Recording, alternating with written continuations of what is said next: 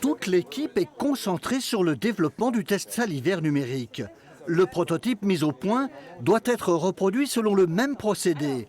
Il s'agit de sensibiliser un capteur avec des protéines.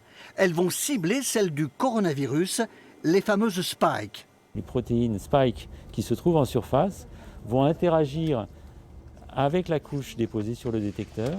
Et cette interaction de reconnaissance du virus qui est ciblé par cette protéine va induire un changement de conduction du capteur. C'est ça qui va donner le résultat sur une durée beaucoup plus courte qu'habituelle, autour de quelques minutes. Cette start-up grenobloise, issue du CNRS, s'est inspirée de sa première innovation, un pansement connecté. C'est le même matériau de base, le graphène, un composé d'atomes, conducteur électrique et biocompatible. Idéal pour fixer les protéines extraites des prélèvements.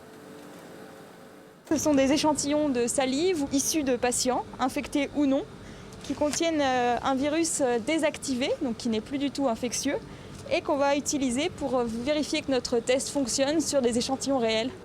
Ce test marie la biochimie et l'électronique. Il peut être connecté à un smartphone, en cas de contrôle par exemple dans les aéroports.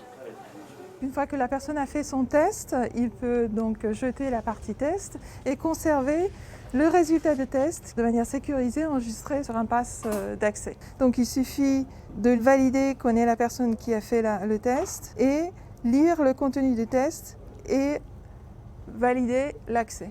Le prototype sera expérimenté bientôt au CHU de Grenoble. Après une première phase avec 60 volontaires, les essais s'étendront à plusieurs centaines.